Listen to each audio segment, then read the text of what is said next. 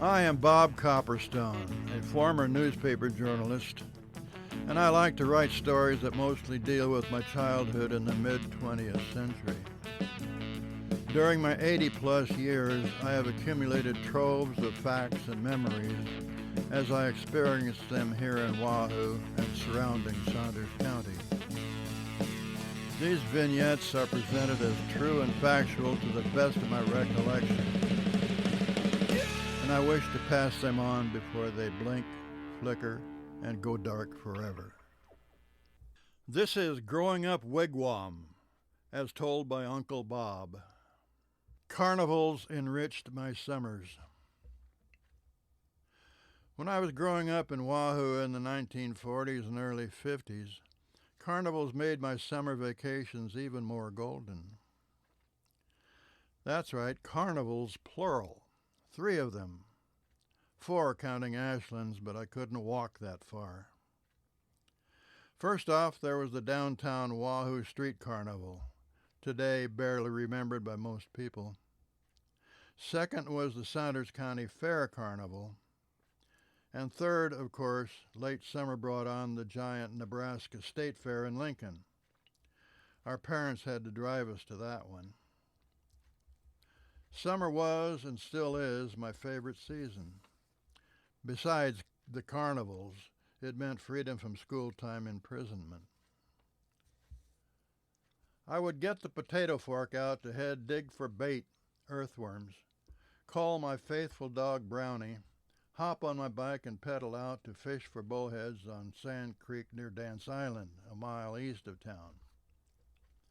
I could finally go barefoot and shirtless, if Mom said okay, and we could go hiking north out of town to 1st, 2nd, 3rd bridges along Chicago and Northwestern Railroad spur line. But best of all were the carnivals.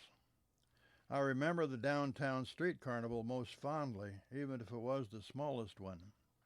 It was set up on 5th Street, arranged by the Wahoo Chamber of Commerce to draw customers to downtown.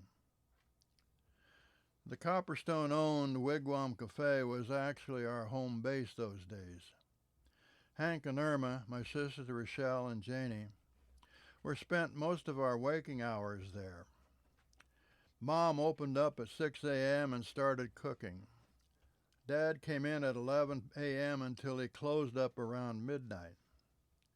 We kids floated in and out of the wigwam until we were old enough to go to work there at the prevailing wages of 50 cents an hour.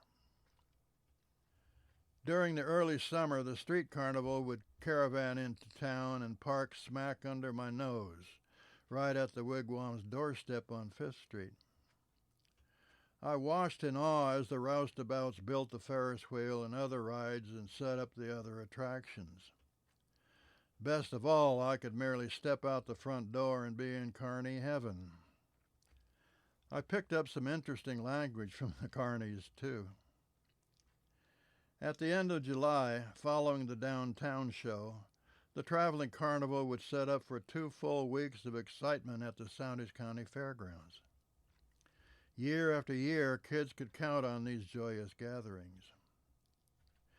But in 1989, the amusement companies boycotted Wahoo venues en masse, threatening to leave a void in my summer fun.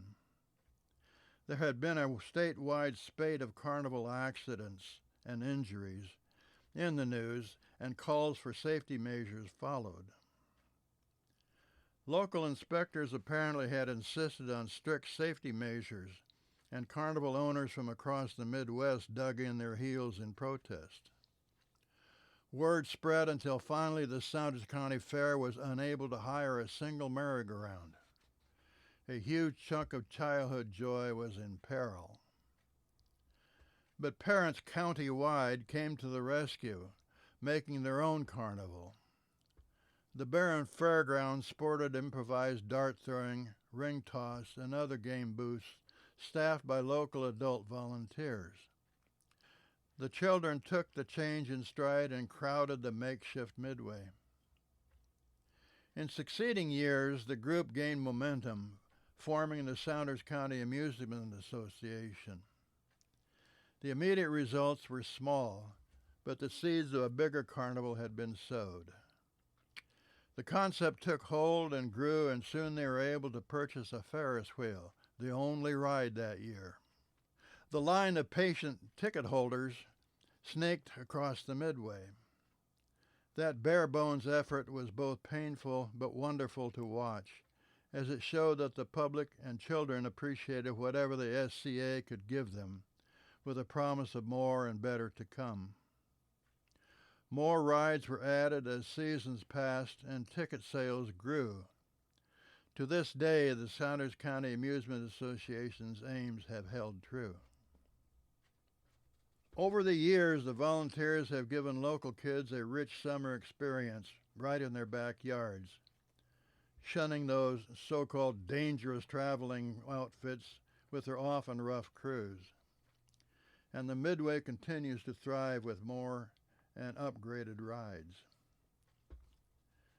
Today, the SCAA stores and hauls its equipment in a truck that still bears the original garishly painted lettering and images purchased from a failed carnival company.